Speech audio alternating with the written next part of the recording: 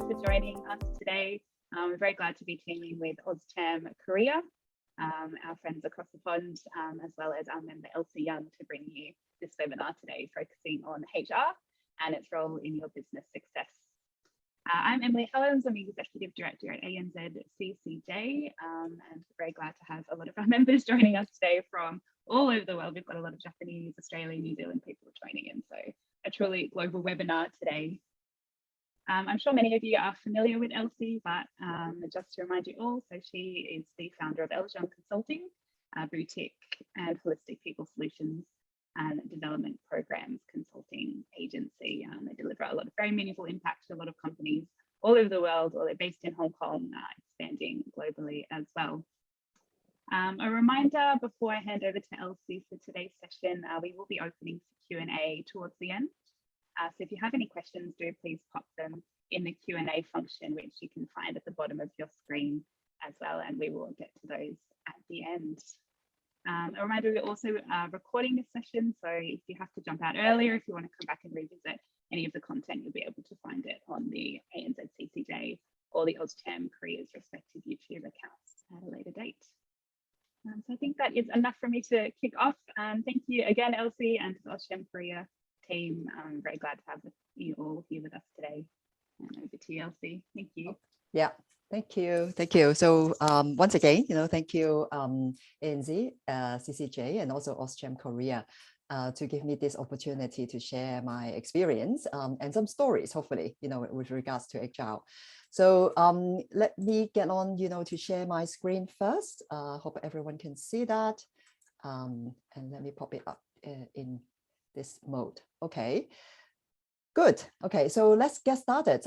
So I also welcome, comments and, your experience sharing, towards the end as well, because this topic, I'm really, really passionate about talking, why HR can be, more on the front end of the ecosystem to actually drive business success.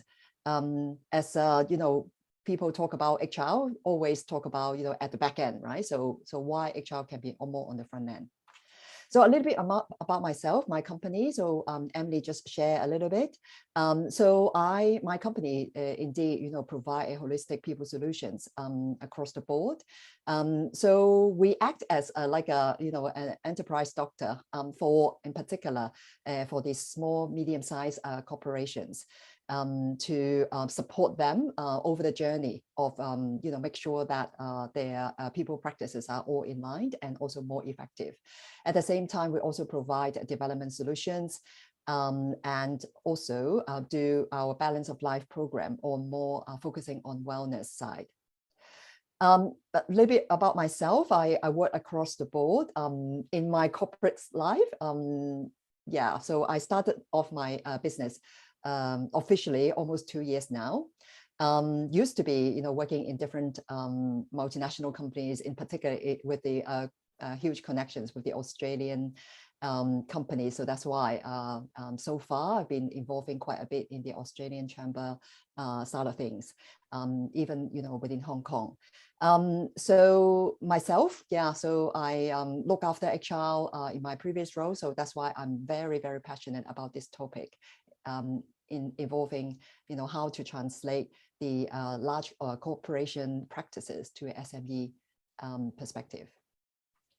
So today's agenda, so probably we'll spend roughly about 50 minutes to share, those topics and also some of my experience dealing with HR, kind of solutions. So yeah, so obviously people is your top priority. As long as your company has employees, this is a very, very critical aspects that we need to look at. Why HR, or per se, people management is important to a successful business.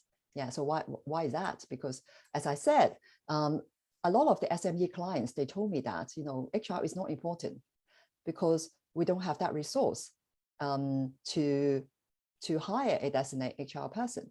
So why we need HR? We will just make sure that we pay is okay. Yeah, so we're looking into that, into this perspective. And HR function or person, or even HR is being performed by the founder or the boss, like why is the best partner to drive success? So we look into 3 dimensions: vitality and business continuity, productivity and efficiency.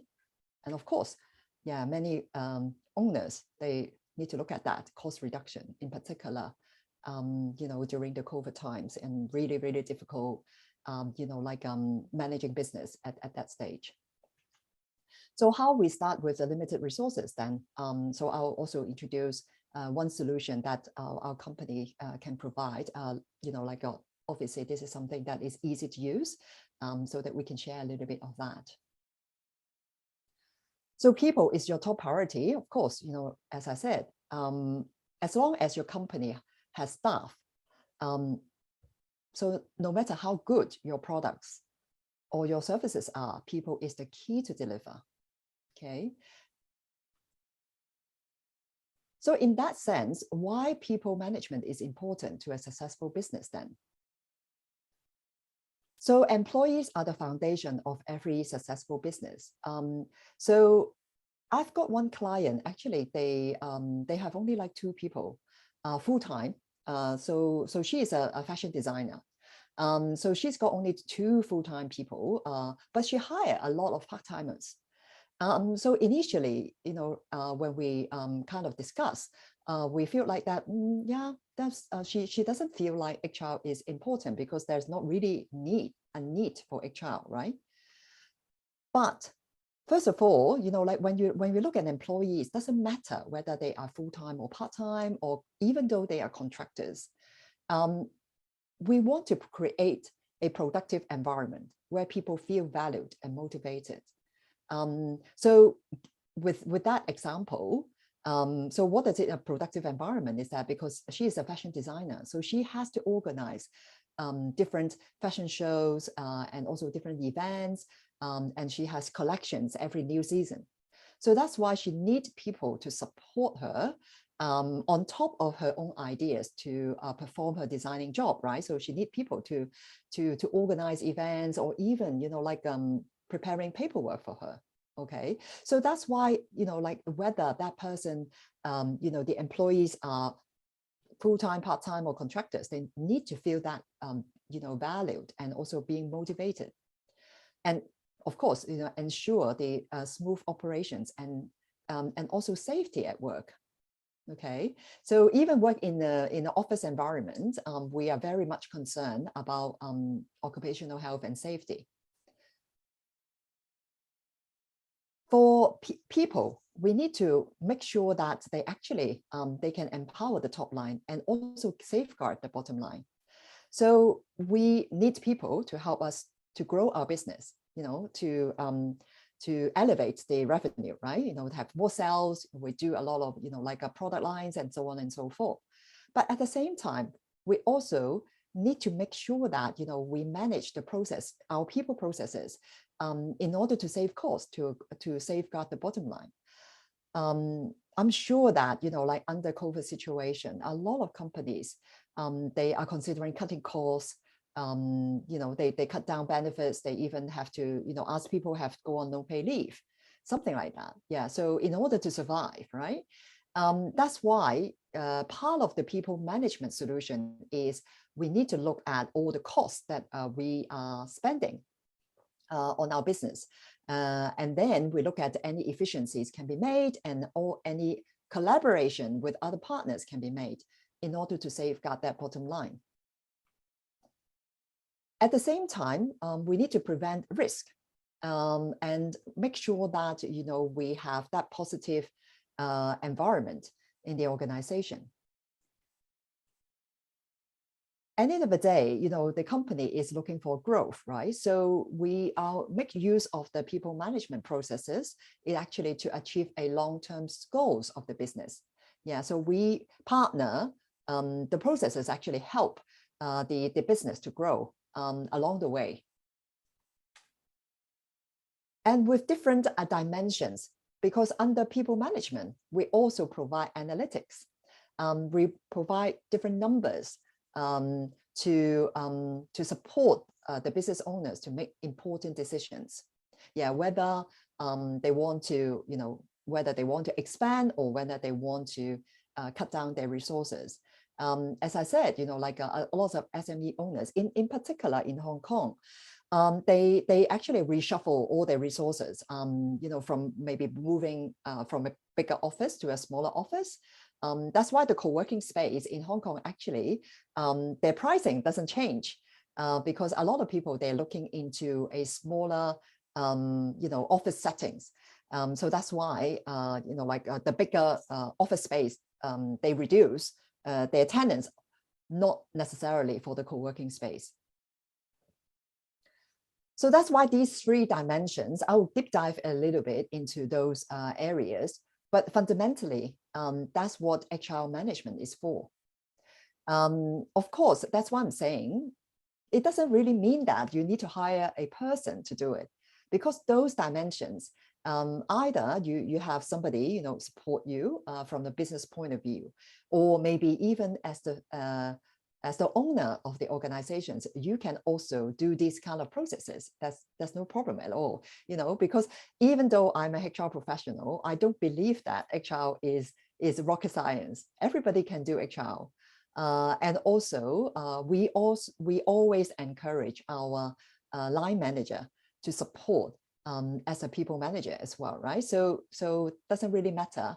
So that's why this workshop is that we are not focusing on HR, we're focusing on the function.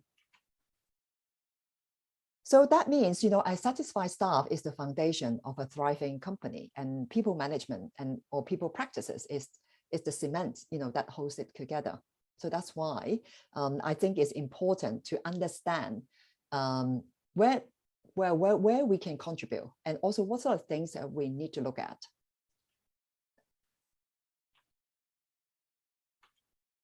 So looking at these three dimensions, we get into a little bit more focus on some of the ideas that we want to share, from the HR practices point of view. So under vitality and also business continuity, we're looking into a few dimensions here. So let me just go back. Yeah, so for example, like we look into compliance, we look into recruitment, employee safety, and also HR planning and succession plan and data analytics. Yeah, so those are the fundamental parts that support the business to make sure that they have the foundations. Because some of the things that you can't get away with, for example, compliance. Okay, so I'll deep dive a little bit on that. The second thing is about productivity and efficiency. So we look at the manpower resource planning, and also we look at performance. How does it look like in terms of engagement? Because that is very, very much correlate between the engagement part versus the efficiency part. So that again, I will go into a little bit more with the correlations of that. And of course, as long as you've got employees in the organization, I think it makes sense to continue to grow them, to give them support on their development perspective. With regards to cost savings, so we will look into staff turnover, retention strategy, and also from the risk perspective, because those are the things that will cost you money.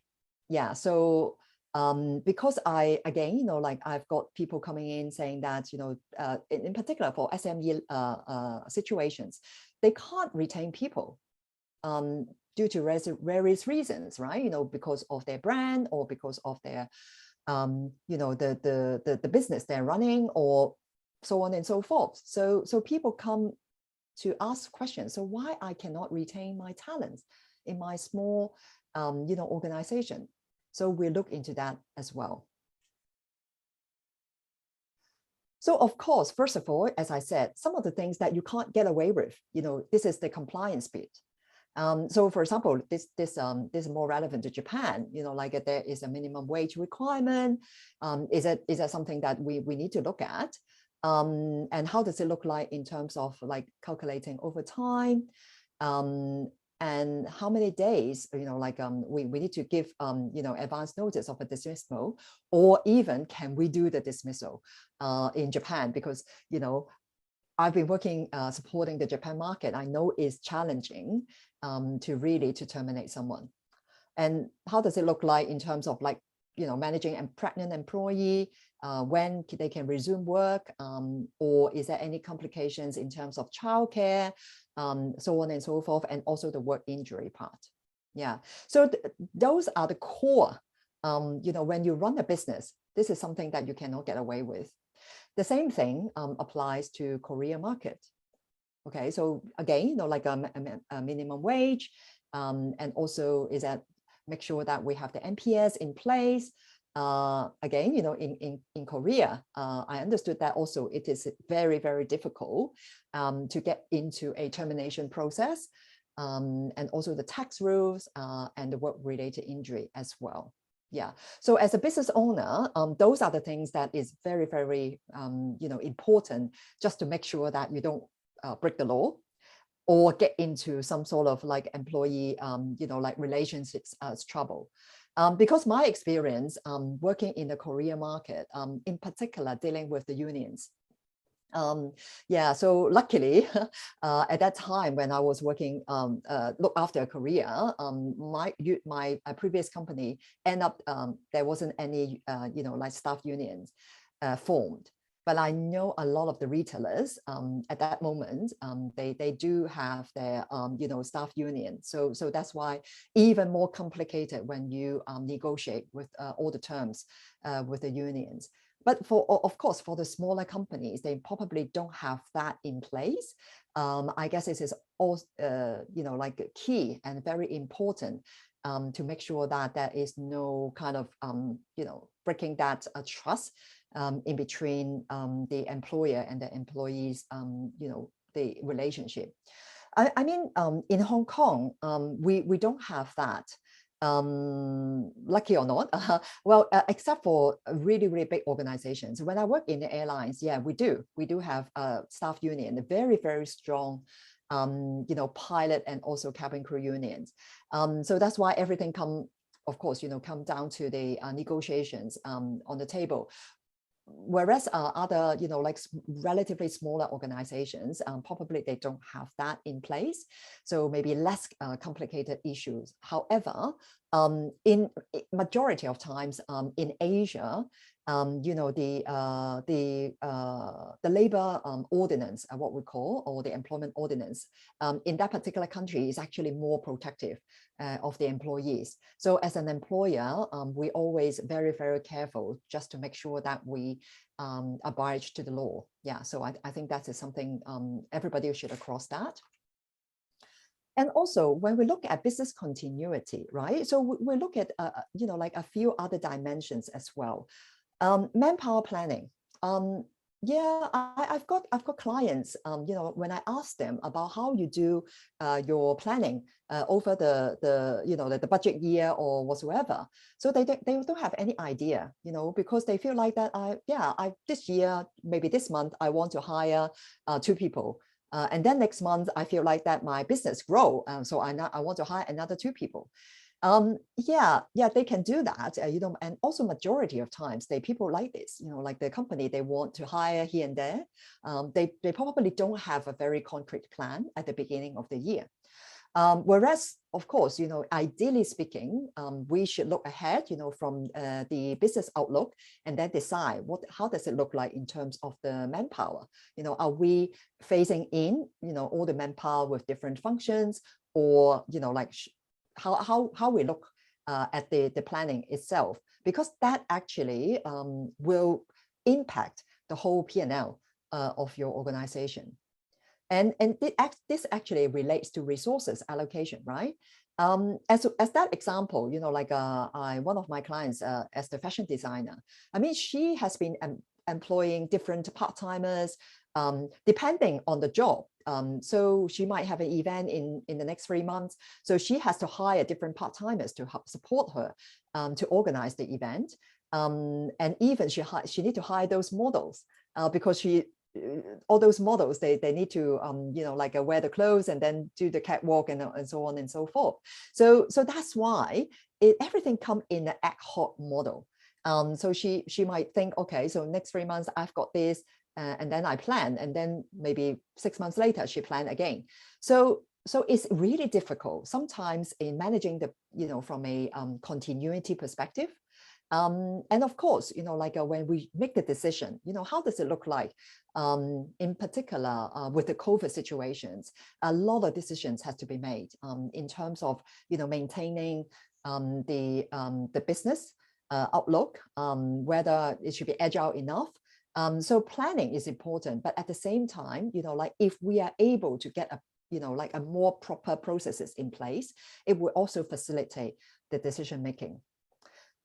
At the same time, we need to look at the employee safety. As I said, a lot of the Asian countries, they're focusing a lot of occupational health and safety. Like we need to make sure that we measure, the workplace environment, and also with the, with COVID, of course, introducing flexible work, or even, like make sure that we have a proper medical coverage for our employees. So again, like HR practices or people management practices, we can facilitate that. And at the end of the day, we also need to look at the succession. Even though it's a small company, I realize that I think probably 90% of my SME clients, they don't have succession plans. So every single knowledge, like the operations, and even with all the IPs are actually sitting at the head, inside the head of the founder or for the owner, right?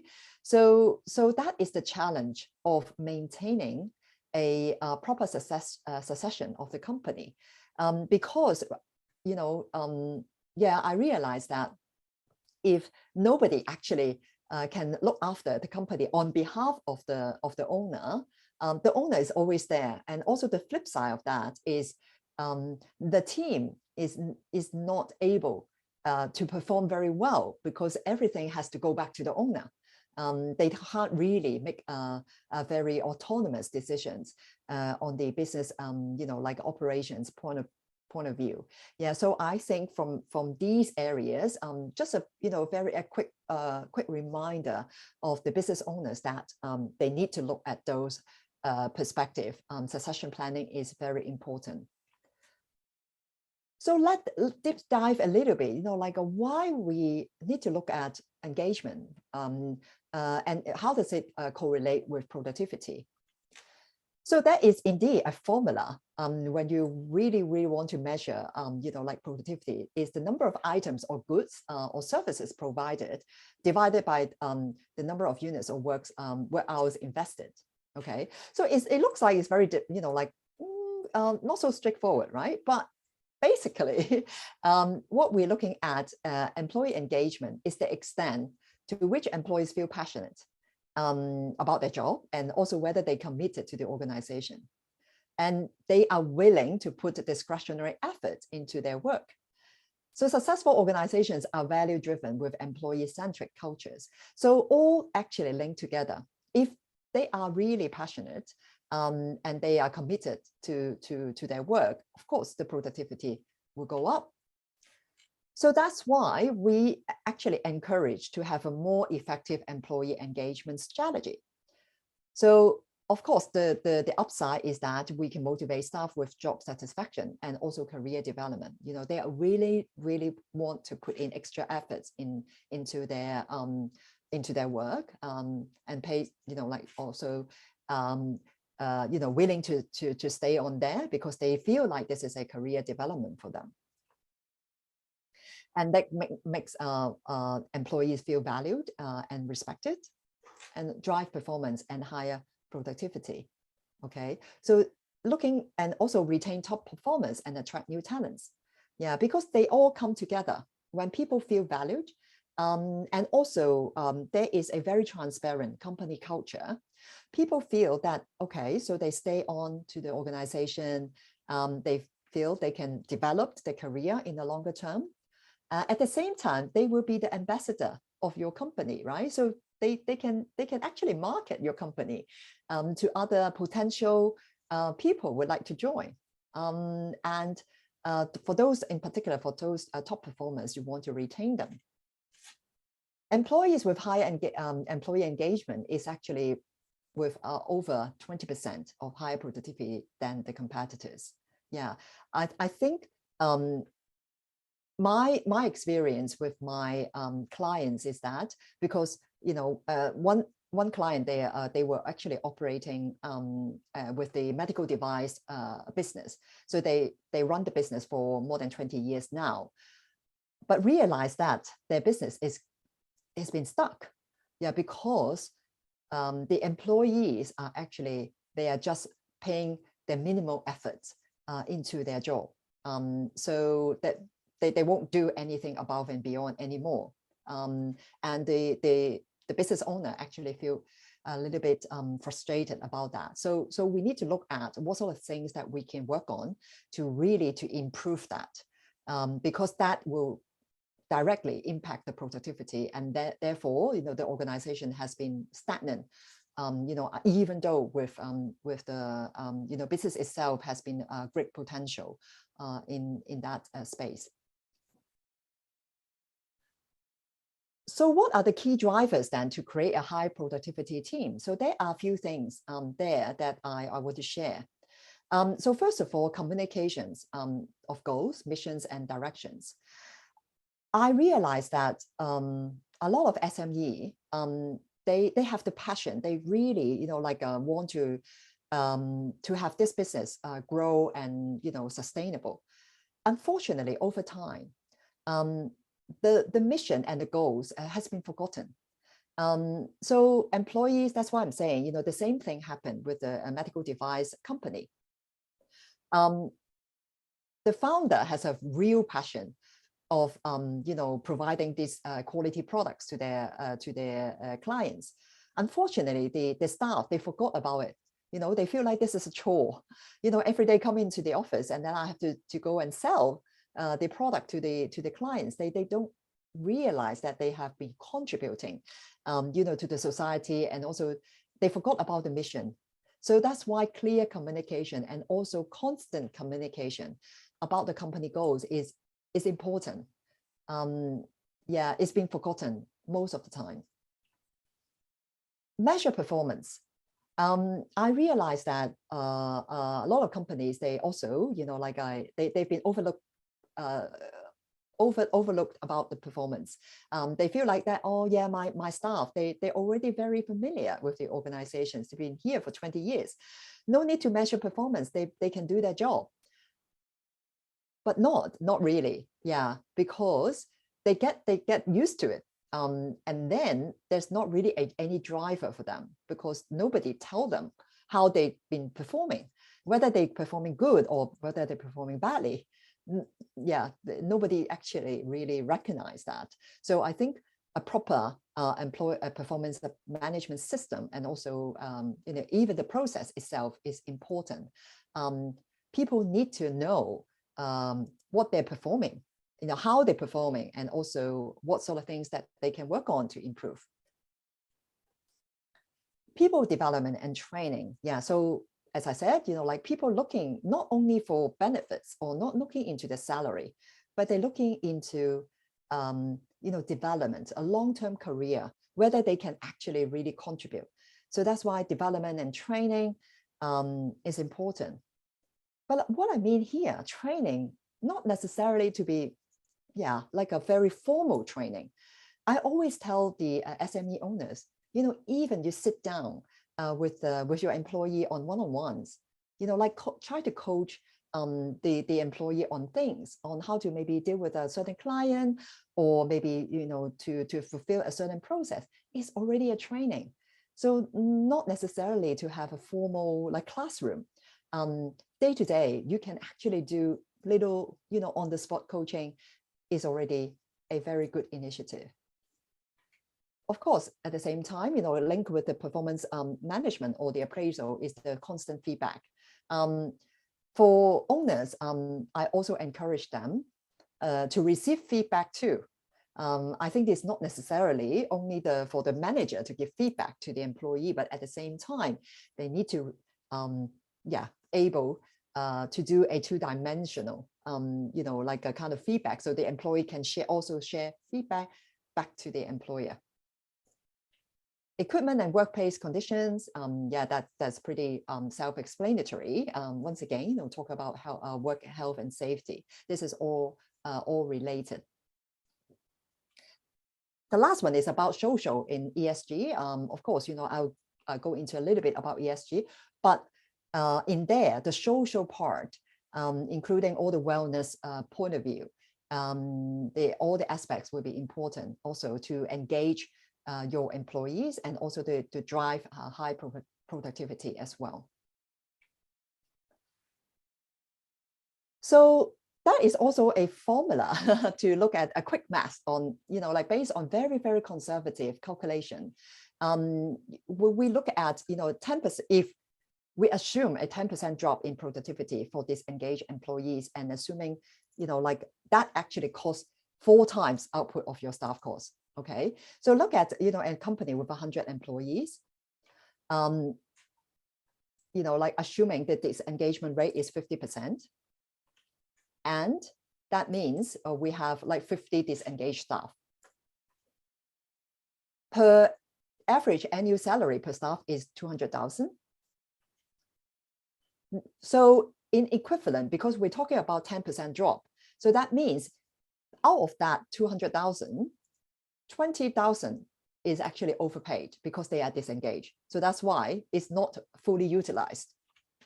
So that means when you look at the math, the total overpaid salary is 1 million.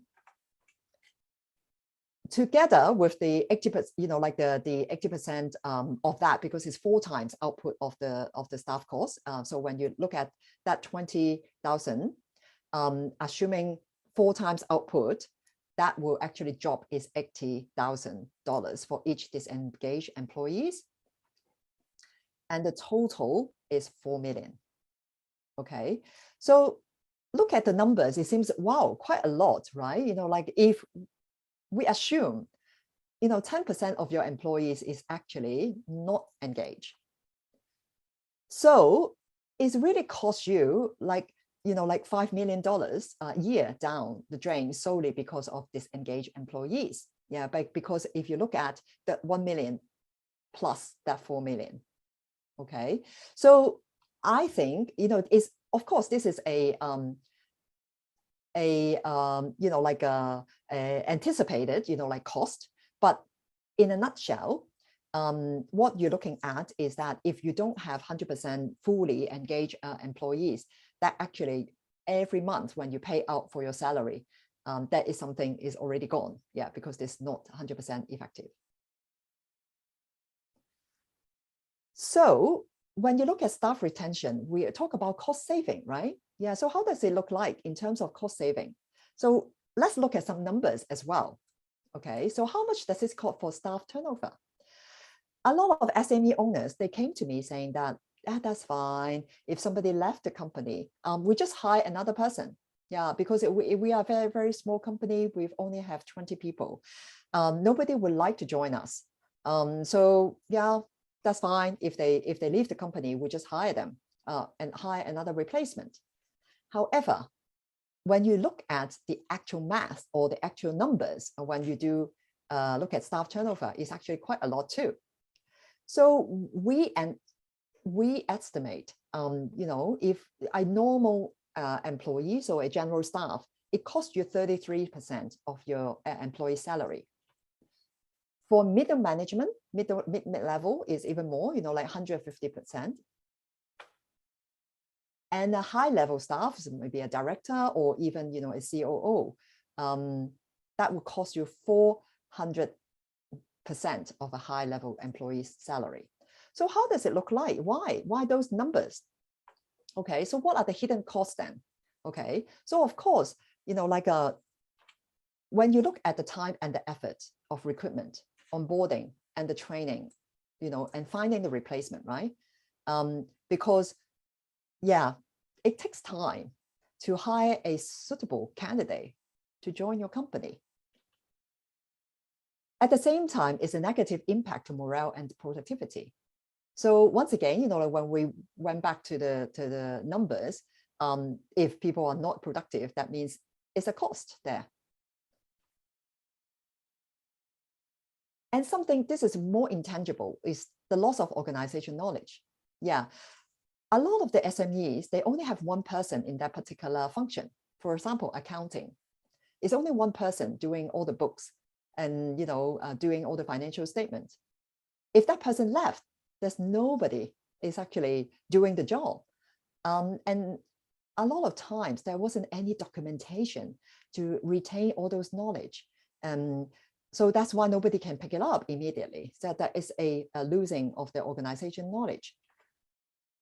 Even costing more is the founder or the CEO usually heavily involved in this process of recruitment, induction, and also at the same time, they occupy their time for business development. So that means, even costing more to actually constantly having staff turnover in the organization. My experience to my SME clients is that I would rather, encourage them to keep their employees with of course, different fundamentals and also with different remedies, I would say, rather than keep hiring new people to the organizations. It actually costs you a lot. So that's why from the HR people management point of view, we will support to look into the strategies and some, because, of course, one reason is that because of the organization, they don't have the certain brand, they can't hire the right person. However, at the same time, we also need to look at the recruitment process itself and also the onboarding and so on and so forth. So it's all linked together. So do you know why your staff quit their job? So a quick, reason behind, of course, those are quite straightforward to look at those, when people actually look at career development as their high top priority, whether they want to leave their job. Of course, it also combining with, the relationship with the manager and so on and so forth. So a couple of things you can do to prevent staff turnover. So invest in employee development, continuous feedback, both ways, train your managers. I think, managing staff is also a core fundamentals for managers, able to be able to coach their staff, and transparency on company directions. Provide a healthy work-life balance in the organization, and hire the right candidates to begin with. Yeah, those are all interlinked together.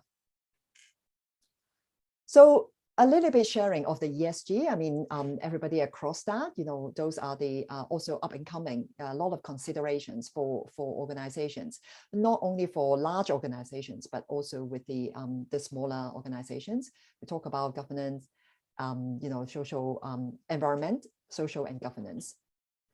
So under the ESG, I would more concerned about the social part, because that is more relevant to the people, processes.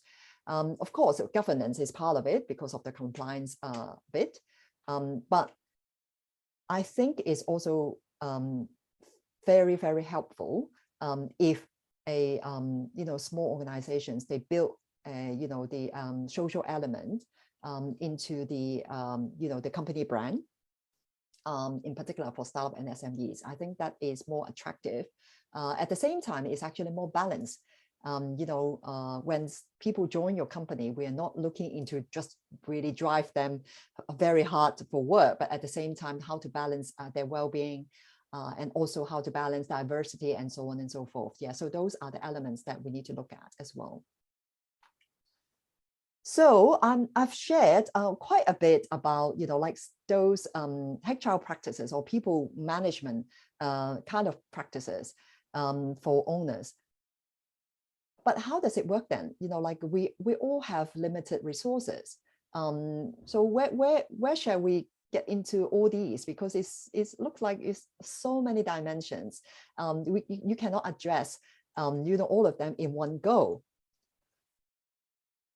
I always give advice to my clients is that, like prevention is really, really better than cure. So we need to prevent something happening rather than, things happen and then you identify and then you remedy, like to do actions to fix it. So that is something that obviously, like I would like to share, something that we can help you on is, we are, like an enterprise doctor, because we will go into the organizations to support and also to, discover any potential issue and how to avoid those. And I will support the owner to set up the priorities and also complete by stages, because it doesn't need to be, everything have to fix all together. And that is the more a preventive health advice for your organization, to have really a health check. So we make use of this excellence benchmark portal, and I collaborated, with the Hong Kong QAA. We'll explain a little bit more. This organization is an official organization for the ISO, accreditation in Hong Kong. It's a global recognized organization as well.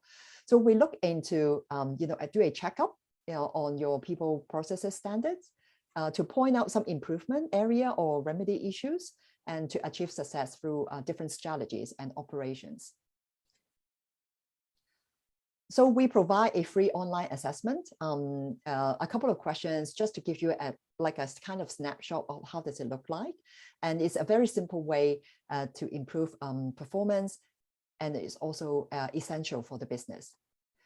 So it's only like a 20-minute health checkup online.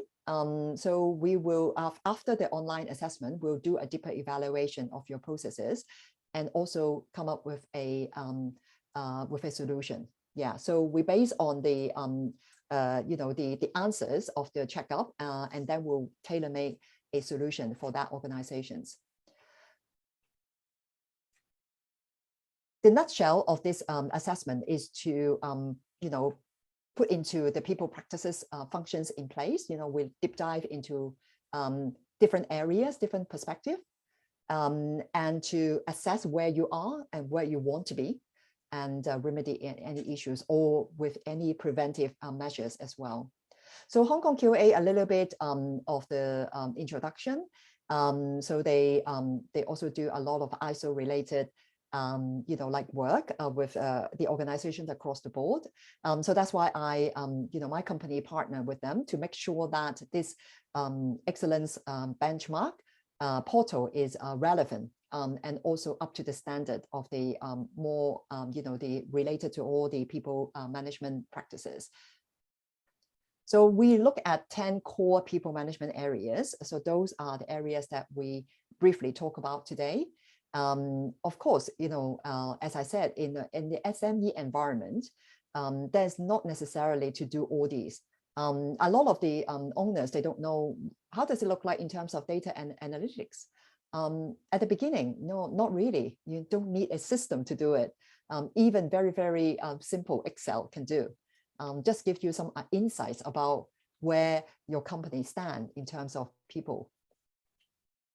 We'll provide a tailor-made report on each of the areas, and we will give you advice on the comments and also suggestions on each of the area. Okay, so a little bit, like our trial here. If you want to do a quick baseline assessment, it's complimentary. Only a couple of questions, and we'll give you some ideas of how does it look like in terms of HR practices. If you want to do it, yeah, feel free to do it afterwards. And also, because this event is actually a joint event between, the two chambers. So I'm happy to also offer, a discount for any members or your friends or any of your connections if they want to try out the actual excellent benchmark or the benchmark premium sessions. You can actually go into our website to do it, and then you can contact us for a discount code. Okay, so basically that's the kind of the end of the sharing. I hope I actually give everyone a very high level kind of summary of why HR practices is actually important to an organization. There's no need to look at any fancy stuff, because my experience working in a large organization is we have so many different strategies, right? We have a global strategy, and then I look after Asian market. We have to tailor-make the Asian kind of strategies. At the same time, I always feel like HR is really, really core and it's fundamental. It's just looking into people practices, whether you feel like it's fair, both ways. And also at the same time, how to facilitate your people to stay behind, and they are able to support you more on the productivity and more efficient kind of working environment. Yeah, and then to support your company to grow. So I would look at it as a very basic functions here, but of course with some help. I think for business owners, you guys will be more able to grasp this kind of concept more easier. So without a proper like a 10 people HR department in your organizations. I think I've got a question or comment here. Maybe I can address that from the chat room. So what's most important ingredient of a high performing culture? Okay, good questions from Ryan. In my experience, managing the client, in particular for SME, so the ingredients is that they actually really to go above and beyond. Because imagine, like working in a large organization. If one person is not performing, to be honest, like you have loads of other people to support, and within the, within the small team, right? So, so within the same department, if one person is not, you can actually easily to assign someone to take over the job. In a small organization, it's not. So I think the most critical ingredients is that people are willing to go for above and beyond. And also at the same time, they are really, like join force. I always say that entrepreneurship mindset is important. So the employees actually, they feel like this is their own company. So we encourage business owners to share, if possible, to share the company vision and mission, and also the business development, and also all the forecast of the company to the employees in a more transparent way, because this is actually form a formal like a transparency in the company culture. And at the same time, my experience also, people are more willing to sell their own company, like as a market, as I said, as an ambassador. A lot of times when you need to hire people in small organizations, referral is actually a very, very good avenue to attract people to join, because already a staff, they are very familiar with the organization. They can sell the opportunity to their friends or connections, and the connection willing to stay because they have a companion in the organization, right? So I think that is more also one of the indicator or the ingredient of a high performing culture. Thank you so much for wrapping that one up, Elsie, with the question. It seems like we have one more question actually from Katsuki. What are some of the measures which HR can do to implement the mission, etc.? If you would like to answer that question as well before we wrap up. Yeah, sure. Okay, yeah, thank you. So I think, first of all, the mission itself, again, like it really come down to the owner or the CEO to be very clear of that. HR's role is really to support, to make it as a more, I would say, translate to a more understanding language, because I realize that a lot of times the mission is very broad, so HR's role or the HR's functions role is to really to make it more a practical type of practices. For example, if I have one of my clients, actually they are AI company, so their mission is creative and also provide a sustainable environment for people. Okay, so what does it mean by sustainable environment, right? That's the vision of the company owner. So provide AI solutions, but at the same time, what does it mean to employees? Because as an employee, there's not really any direct relationship to build that sustainable environment, right? So HR's function is to put into practice. So in that case, what is sustainable? That means if we provide a certain products that can create that sustainability to our clients, that will be like help them to create sustainable, environment, right? So I think we HR or HR function, we always as a translator, make sure that we understand from the founder or the CEO, what does it mean by mission? And then we'll put it into a more practical kind of solutions to our employees. Yeah, that's my view. Yeah. Thank you so much for your answer and for such an insightful presentation, Elsie.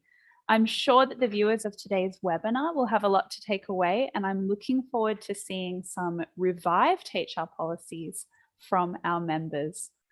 I would also like to extend my thanks to the Australian and New Zealand Chamber of Commerce in Japan for co-hosting this event with us, and to everyone who joined us from Australia, Korea, Japan, and the broader APAC region.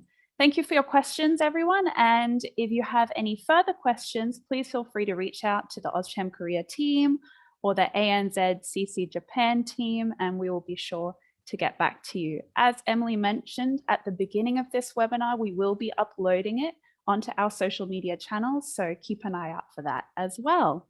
Until next time, thank you, and we hope you all have a lovely Tuesday. Special thanks to Elsie for such a wonderful presentation. Thank you so much. Yeah. Okay, see you soon. Bye.